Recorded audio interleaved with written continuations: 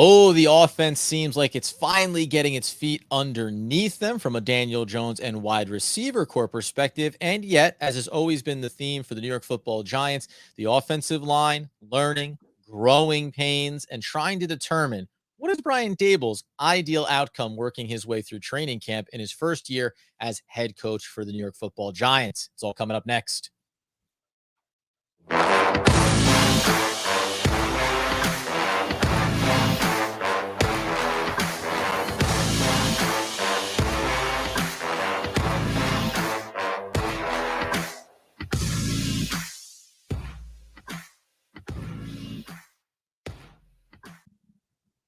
Yes, it's OGP, the One Giant podcast, where, of course, we are your host over here, Adam Armbrecht, breaking down the Brooklyn Nets on the Locked On Nets podcast, and yonder there, the generational season ticket holder, the healthy, wealthy, and well-shaded Mr. Andrew Makowitz.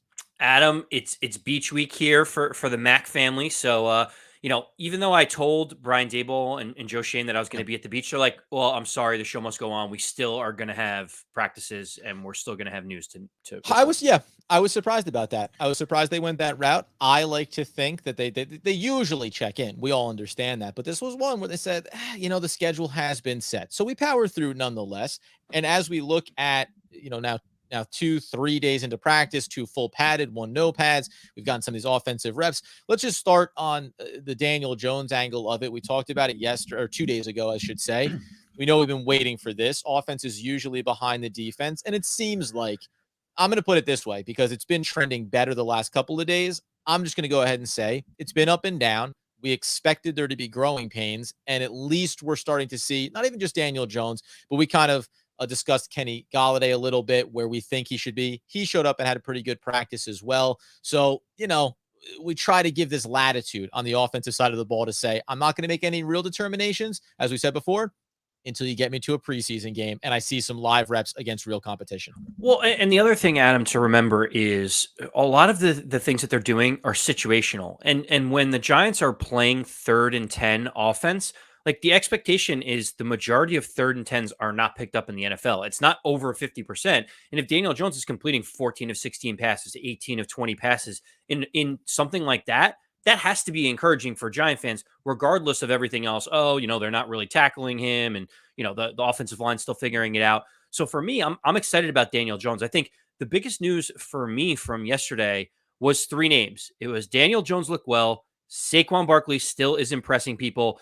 and Kenny Golladay was making some big catches. And the funny part about that, Adam, is like those are 3 people that you and I kind of have differing opinions on, where you may say that all 3 of them, there's a good chance that all 3 of them are not here at the start of next season. Right. And my contention is that you need those 3 in order to have a successful season this year. So it's just interesting that those were the 3 that ended up getting highlighted after we had that conversation about Kenny yesterday. Oh, yeah. And I think, while you say we've had our different perspectives on those players individually, but you mentioned it there at the end, though. If you want to have a good season this year, I can make the case that the most important one would be Saquon Barkley, to short-term success. If he's running at a high level, if he's giving you that rookie year kind of form and he stays healthy, that sets up the team for success, regardless of if Daniel Jones is the best version of himself in the final year of his contract, or if Kenny Golladay gets himself back to form from his Detroit Lions days, right? But there is that hierarchy there. And yeah, like, it matters. You want to have short-term success. All these guys need to be successful. I can still say overall you can be successful if Kenny Golladay has a mediocre or is, the 3rd best weapon on your offense. That's fine. Or the 4th best if you think about adding Saquon, Tony, and also Robinson, and the emergence of maybe the tight end position as well. But the funny thing is, it's like, it matters now, but I can still say they could have great years, and it doesn't mean they're necessarily going to come back, short of the team having success, the wins and losses being there, where you go, oh no, we are that much further along in our process than we thought. We were a 9-win team this season. That means we can come right back and feel like we can get to 10 or 11, keeping everybody intact, is probably where I land on that before we talk about the other element out of these last couple of days. Yeah, it's not mutually exclusive. Like they could have successful years and still not be here next year, depending on what the longer term view of the team is. So completely appreciate it. But I think you and I can both agree. Obviously, we want all players to be successful, but hearing Kenny Golladay starting to turn things around and hearing the same thing about Saquon Barkley is nothing but encouraging. And by the way, too, just quickly on because we heard some of the things talking about the Dane Belton injury. and that those things are going to happen, or hearing that Kenny Golladay was struggling and now looks better, or Saquon Barkley, we could hear that he had a bad practice coming up here at some point, or he may not look that good in the first preseason game. Like all of these things, they fall into that. This is what training camp and preseason is about. It's just trying to take pockets of samples and go, okay, now in totality, when we look back and we're thinking to September into week 1 and the Tennessee Titans, where do we stand on all these players? And something that we'll start to do as we work through preseason, thinking about where do we expect Kenny Golladay to be? Where are the stat lines? Where is Daniel Jones? We're going to start to put out those projections, I think, around the season, but it's all guesswork here when you're talking about reps that, to your point, are situational. They're not always full contact. You're holding up on getting sacks that end up resulting in positive plays for the offense. And that's where we do start to turn our attention to this offensive line over training camp. Yeah, well, the one side note that I wanted to add, we discussed Yusuf Corker being one of those guys that has the ability to step up in Dane Belton's place. Ryan Dunleavy of the New York Post did a good job just talking a little bit about him. I think one of the great stories, if you're looking for a storyline in training camp, Yusuf Corker is staying with Wan'Dale Robinson in his apartment. Just the two of them. Yusuf Corker, has a significant other and a child, and they're all staying back at home because he was signed as an undrafted free agent, right? So if there's ever a storyline to root for, this guy's staying with his college roommate in an apartment in New York, being like, honey, we got to wait and see if I make the roster and actually we'll get paid a salary before I uproot the family. So just one small thing. If you're rooting for anything, root for Yusuf Corker to make this roster.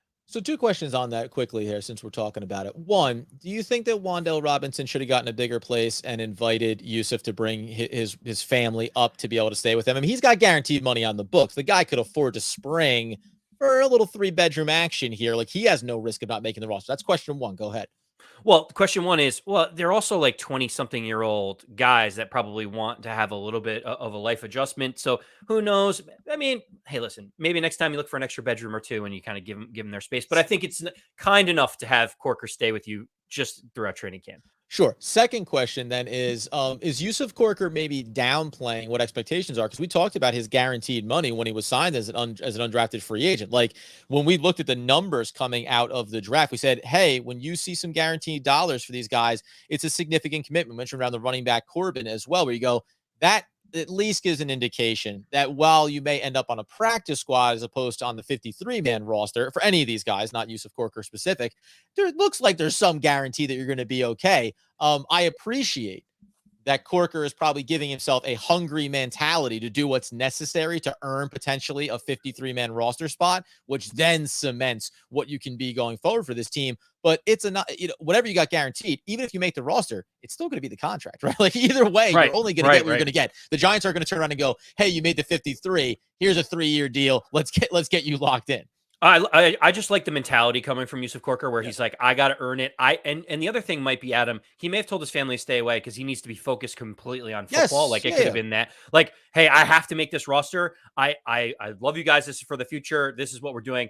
But I just thought it was a good side note. If you want a guy that you may not know the name of that you want to cheer for, I think Yusuf Corker's your guy. Baby. He's the guy. All right. The other thing then, we talked about the offense starting to look a little bit better here. The other thing that attention is being paid to then is obviously the offensive side of the ball. And there's a couple of different things. I want to first I'm going to highlight, this isn't a contradiction, but I think it fully fleshes out what Brian Daboll's intentions are over the course of this training camp. He was quoted in a New York Post article saying, coming out of one of these practices, eventually we'll settle on the 5 that are out there. Head coach Brian Daboll said, this is his ideal situation. I think it's important to have some good communication with one another. Just speaking about the offensive line and where we want to see this go. And I only bring that up to say he had recently been talking about, well, with the absence of John Feliciano, you've moved in Shane Lemieux to the center position. You shuffled things around. We're seeing Azudu get played basically everywhere on the offensive line. And you start to say, oh, like, what's the best version of this going to look like? Maybe there's, as he said, positional flexibility. This statement at least is like, yes, but positional flexibility is about training camp and about preseason. When we get to the regular season, we are not going to do what, in the grand scheme of things, we tried to, I think, positively wrap our mind around it in the previous regime. Well, on this drive, we had Matt Pert in a tackle, and then it was Shane Lemieux, and then they rotated, and then out came Andrew Thomas, and in went, right? Yes, that was like the best of a bad situation. Daboll and the Giants seem committed to. There's going to be a 5-man starting lineup, and that's what we're going to go to the regular season with. And then if adjustments get made down the line, so be it. But we want to have a firm 5-man starting lineup. That should feel better just from a schematic approach as opposed to, we'll see. It is a better approach, but the problem is the players that you have currently constructing the offensive line is the difficulty. Adam, remember, there's no more Nate Solder for whatever he was. He is no longer on this roster. Matt Pert coming off an injury. Don't know what we can expect from him. It's been a very mixed bag in the brightest of colors of his career with the Giants. They also released Corey Cunningham early on in this offseason. Yesterday, Matt Gano left the team, might be with an injury designation. The Giants don't have any backup tackles that you can say right now are locked into place. And so everyone is actually saying, and this is what's going around, the reports are that Ezeudu is the swing tackle right now. And that might be crazy to think because he's now playing left guard because Feliciano's out and Shane Lemieux has to move to center. So the Giants are trying to make sure that they can figure out who can play where. But to your point, they got to make decisions on some of these players pretty quickly so that they can get the right reps in the right spot. Yeah, I'm fascinated about the Ezeudu piece because we talked about it before, and there's been Art Stapleton, Jordan Renan, Dan Dugan. We've seen them over on social media getting with some questions and interactions with them around what are expectations, where do you see this going? And Ezeudu, on the one hand, it's like if you think everything on the interior is set, then I'm fine with going into the season saying Ezeudu is the swing tackle, backup swing tackle, because we know long term he's going to fit somewhere else. And then at the same time, when you see how much reps he's getting, you start to go, yeah, but if he could just start somewhere else. And then we talked about, is Feliciano locked into center? Could Shane Lemieux be a better fit there? Could Ezeudu get into the starting lineup? It's interesting to me to think about what's going to be the best combination. And to your point, there's uncertainty around Matt Pert with the injury. Nick Gates working his way back. Feliciano, it's like, again, it was reminded to us, the Giants don't technically have a pure center on their roster. Right. Feliciano was a convert from playing guard. Nick Gates was a convert going into his first opportunity to be the starting center for the Giants. And then you put Shane Lemieux in there, a traditional guard. So it's like, it's still these wrinkles, right? Go ahead. But I'm still like, come on. I want confirmation. I want to know. I want to be set. And it's not a knock on anyone around this. I want the answer. Listen, a lot of people want Ezeudu to potentially start at left guard. The challenge that we have is if Ezeudu starts at left guard and Shane Lemieux starts at center, what if Andrew Thomas or Evan Neal misses a week or 2 weeks or 3 weeks? Who plays tackle? Then all of a sudden you're saying, all right, we got to kick Ezeudu back out. Then we bring Feliciano into center and Shane Lemieux switches to guard. All of a sudden, like one injury and you have to shuffle 60% of the offensive line around into positions that they weren't just playing a moment ago. So there is something to be said about having some continuity and having stability and depth. Maybe you start out with Feliciano because he's a veteran, Shane Lemieux because he's in his second year, and you kind of let Ezeudu learn, and he kind of gives that bridge across the entire offensive line, in the second team. Yeah, so here's the thing. So I want to pause on the global one just to touch on Shane Lemieux individually for a second here. And then I do want to get back to that because I think I have a counter perspective on how they should approach it. But Shane Lemieux, there's a couple of things. First off, on the knee, because he insists that he prefers not to be wearing a brace, but he said the knee is good. It's good. It's just staying on top of my rehab, the stuff I've done in the offseason to kind of make it right, sticking to my routine. That was the biggest thing this offseason, was getting into a routine, making sure that my flexibility is all there, my strength is there, getting in the tubs, and all of the recovery measures that I take. And then when talked about as far as just where he's been playing and what the opportunities are, he said there's a little bit of experimentation. Do you know what I mean? I never put my hand on the ball until the first day I got here in terms of playing a little bit at center. But at that time, I was learning the offense. I was learning how to play center. So it was a lot. So they said, hey, just focus on guard for now. That was that. Now, he said, I'll do whatever it is, whatever's necessary to help the team, whatever they want me to be, wherever the best position is. So I give that context to come back to your point about, well, the flexibility. My issue would be, to your point, well, Ezeudu being the backup swing tackle if Thomas went down or if Evan Neal went down, God forbid, right? But what is the long-term solve there? Because neither Andrew Thomas or Evan Neal, we wouldn't assume, is going anywhere. So having Ezeudu focus on, he's doing multiple across the line here, But then, so now he's focusing on reps at tackle, something that he's not going to play long term for the New York Football Giants, as opposed to, I think what we're coming to, I would say, is if Matt Peart's not coming back from injury, he's not going to look good. The Giants are going to go out and get a veteran backup swing tackle that they think, in a worst case scenario, could step in and fill those roles. Because I still insist that if you're going to sit here and say over the course of camp, well, Shane Lemieux looks like he could play center, or that Nick Gates come back and he can get some reps there. If Feliciano is not locking in that he is the best option at center, then why would you want to go into the season and say, we're going to start with Feliciano, but if it doesn't work out, not even injury based, well, then maybe we would rotate in Nick Gates, or maybe we would move over Shane Lemieux. Now, if we move over Shane Lemieux, then it means, what do we do at left guard? That'll mean pulling back Azudu from being the backup swing tackle and putting him into the left guard role, because that would be the next logical approach in that hierarchy. So, in theory, yes, I get putting Azudu at the backup swing tackle spot, but in reality, I think you need to flesh this out and you need to make the determination. Is John Feliciano the answer at the center position, at least for this year? Because I think, to the point we said about Daboll and his comments, they want to go in being, this is our center. Unless there's injuries, these are the starting five. And if you don't think that Feliciano is hands down the best option at center, I think you have to go through training camp and preseason saying someone can take this role from him and open up this other opportunity. And by the time we get through the first couple of weeks, by midway through August, right, we want to hear this is what they're going forward with. And that can be Shane Lemieux into center, Nick Gates coming back healthy, Azudu getting into left guard. But any other version of that, I don't like the possibility of maybe we make a switch in week 5 at center, because you're really leaving a lot of ambiguity there. I will give the one caveat that Nick Gates, at least with Daniel Jones, had some experience going back to last offseason at center. So a potential move like that, were it to be a healthy Nick Gates, you'd still feel like you had some continuity there between quarterback and center. Why can't it be easy for the Giants? Like, That's why right. does it have to be so difficult on the That's right. offensive line, Adam? It's like, That's the real think question. about, like, you and I just spent 7 minutes being like, if you kick this guy over this way, maybe we could plug this hole in the wall of the dam, and hopefully it doesn't break out somewhere else. It's like, why can't it just be easy? Why can't we have consistency across the offensive line, and maybe just like not have our quarterback getting tackled in the backfield before he even finishes his 5-step drop, right? Because, by the way, and I'm going to come back to this one for a second here, but Evan Neal struggling has been the indication early on. They said reminiscent of the way Andrew Thomas struggled early. We always say the defense is a step faster. You mentioned how maybe Oshane Ximines is actually getting off sides a couple of times on some of these pressures that he's putting on. So maybe that's making it a little bit worse. I don't overread into that. But just quickly, you anticipate that as summer moves on, Evan Neal continues to look stronger in terms of what he's doing, right? There's been a couple where they said Thibodeau's gotten into his chest and then been able to effectively start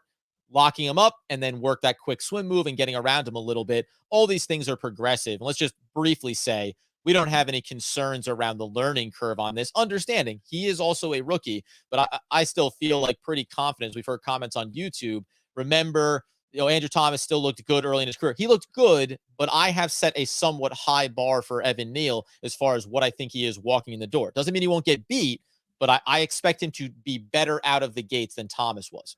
But also keep in mind two things, Adam. One is these one-on-one drills Yeah, benefit the defense. right. They really do, because if you're an offensive lineman, directionally you have some traffic, you can push people into other guys, like you can force him one way. When it's one-on-one and they could just go roam and go wherever they want to go, their raw athleticism on the defensive end position just takes over. So it's not a knock on Evan Neal to be losing a one-on-one matchup with Kayvon Thibodeau, right? Like that to me is No, not the exactly. end of the Yes. world. But it also kind of goes back to the question, the puzzling thing that I thought at the beginning when we talked about Madden ratings. It's like Puzzle. they have Evan Neal ranked higher than Andrew Thomas. And by all accounts, Andrew Thomas has looked great in camp. And it's like, yeah, because he's been in the league a couple of years. He understands how it works. He's got his technique down. And like today, I think that Andrew Thomas is a far better tackle than Evan Neal is. Evan Neal has the potential to be Yes. a great tackle. But if you're saying like week 1, who is a better offensive tackle ready for NFL snaps, it's clearly Andrew Thomas. Yes, and the one thing being, so when we talk about these guys, I agree. Like, I think that Evan Neal should be the better NFL player overall in this career than Andrew Thomas, and it could be, we like him to both be really good.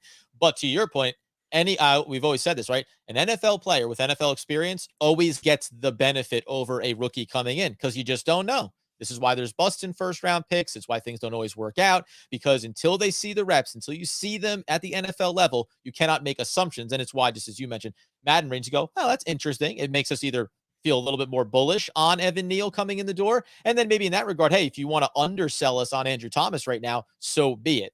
Let's we're going to cover obviously the rest of camp here. Fan Fest is going to be on Friday this week, so Giants fans will be get back at the stadium, have some free food and interactions around that. But I will say this: I want to ask you two questions. One, if Nick Gates is coming back healthy, because what is your ideal version of the offensive line going to the regular season? Because the one thing that I just ticked in the back of my mind is remember Nick Gates came in as a tackle and then slowly got shuffled and transitioned into center by the New York Football Giants.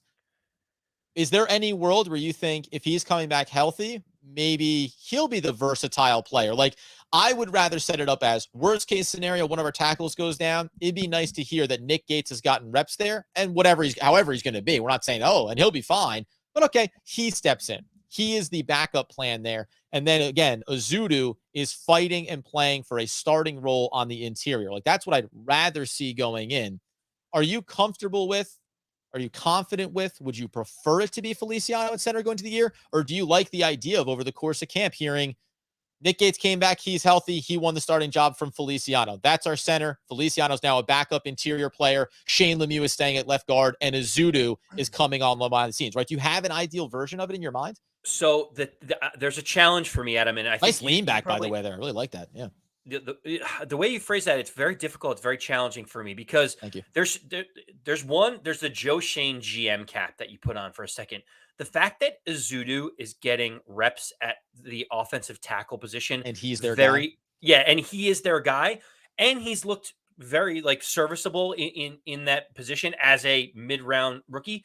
It's almost like they may have found a diamond in the rough, and this guy could be a starting offensive tackle. And so the challenge that I have, Adam, is when you think about assets So and now short capital. term, long term. Right. Right. Like I don't want to stunt Azudu's growth if he can be a starting tackle in this league, because as you saw, Mark Lewinsky went on the market. We signed him for $7 million, and he's an above average guard, right? An above average offensive tackle that hits the open market is worth $15 million. He's worth double Hold what on it though. is. So yeah, okay, but then because I know we're talking short term, long term here though. But then what the picture that you're painting is that the new regime drafted Ezeudu, and if they're playing him at the swing tackle position, what you're projecting, there's no other way for anyone to take this. You're projecting that then maybe they wouldn't be re-signing Andrew Thomas when he comes up for his contract, and Ezeudu would be the next starting tackle. What I'm envisioning is it would be a really good problem if you had three starting offensive tackles on your team, because the Giants haven't had even one other than Andrew Thomas in the last 5 years. And so for me, I'm just thinking in Joe Shane's mind, do you want to develop assets to have the flexibility to say, hey, Andrew Thomas is coming up for a second contract. Does someone need an offensive tackle? Give me 2 first-round picks for him, replenish the cupboard, and all of a sudden Neal slides over to left. You've got 2 first-round picks, and Ezeudu pans out on the right side. So I know that sounds very convoluted, but that's the long-term mentality that I'm thinking about. Is like, if he is going to be a valuable asset that can play outside, then you want to use him outside, because guards seem to be interchangeable. They're not as valuable as you see in the free agent market. So if he can play offensive tackle, I want him to get those reps. But the challenging part is I really would like to see him at guard, because I think he would be a fantastic guard. And so that's where my mind struggles, is like, to your point, what's the ideal situation? I think ideal for this year would be Ezeudu playing at the guard spot. But I think long term for the Giants, if they can develop him into an offensive tackle, it's far more valuable for the team. Well, okay, it's fascinating. You know why? Because this is one of, I think, the first times where you're talking about it like I do when we said about Kadarius Toney, right? Well, it's a Right. both and. Why'd you draft Wan'Dale Robinson? Because it opens up flexibility. Maybe Kadarius Toney has a really good year this year, and all of a sudden he's a trade asset if you want to do something different because he wasn't a guy that you drafted. All the players play really well and you want to keep them and the team wins games and you move forward. Daniel Jones, the franchise quarterback, and we're all happy. The one thing that I think would be interesting there then too is to say, yeah, we did it. But the one thing I would say is too is then that I would push back on then saying, but then shouldn't Evan Neal just be playing at left tackle right now? And shouldn't Andrew Thomas already have been moved to right tackle because this is the new regime and you brought in your new guy and he's a left tackle? So why would you then stunt his left tackle development, wasting a year at right tackle only to swing him around? Like, there's continuity pieces in the short term, there's development in the long term. He's still playing tackle, so you're not going to scoff at that idea of it. But that's an interesting element to it because, to your point, what's the best short long term value? I want to see Azudu play, but if you think he can be a tackle, I get developing in that vein. I just don't know if the Giants have the luxury of saying, "Hey, we want to have a multitude of tackles." And you go, "Yeah, but what about the inside of the offensive line?" You go, "Well, you can't do it all, eh, friends?" So we're just gonna feel really good about what he can be long term, and maybe not help the team short term. And if you're saying Azudu can play guard and it won't stunt his growth in moving out to offensive tackle, then that's the best of both worlds, right? You have Azudu at Yeah, yeah, left yeah. guard. He's getting NFL reps. And if you think, fast forward that there's a world next year where he's exclusively at the offensive tackle position, again, I'm not jettisoning Andrew Thomas out the door, but I'm saying having flexibility is something the Yep. Giants haven't had on the offensive line. Having valuable assets across the offensive line is something that we haven't talked about in over a decade, right? So for me, I'm just thinking, how can we get more valuable assets to provide more flexibility to improve the team longer term? Don't forget, they brought in his teammate as well from college, who they think in the background is also someone that can be developed on the interior of this offensive line. So we covered the spectrum here from an offensive line perspective. What's going on in camp, where expectations are, some things that we think could really happen in the short term, a little bit of big picture. Let's just here today have a little bit of fun. Who's your starting five when you hit the regular season? So who I Not who you think want, who you think will be the starting five. what I think will be the starting offensive line will be Thomas, Shane Lemieux, Feliciano, Glowinski, and Evan Neal. Because that's Straightforward. what that's that's what That's what they brought in. That's what yeah, they drafted. Right. without heat injuries from Feliciano, without issues around other things, that is what their intent was day one, who was running with the ones. So I think if all things are equal, that's what they would like to see. I think maybe what their intent was Thomas, Izudu, Feliciano, Glowinski, and Neal. And then you end up with these reps going now to Shane Lemieux at center. Maybe that's the versatility that they're creating in the background. I could even go a step further when we talk about the center spot, but I'm going to reserve that until we actually see Feliciano get out on the damn field and show some practice reps with his team, because gosh darn it, you're a new player. And you need to show us that you're actually going to be able to do what you said you were going to do and how no one gave you an opportunity. You get over to YouTube, friends, at the end of the day. You get the channel, you subscribe, you share it. We've had some really good episodes. And like I said at the top, we're going to start to talk about what are expectations around players and some stats that we can see. Or we'll do a little bit of fantasy conversation as well as we move forward, and then start to highlight where we think some of the cuts are coming around the league and how the Giants can improve positions. Because we've seen some of these little moves around some small injuries in camp. There's still going to be a quote unquote bigger move, I think, that the Giants are going to make as other teams start to release some talented players. Get the podcast where those needs fulfilled. And until next time, all the way from the sunny beaches, as Andy Mackwitz would want, need, and nay, demand the people know. As always, let's go Big Blue.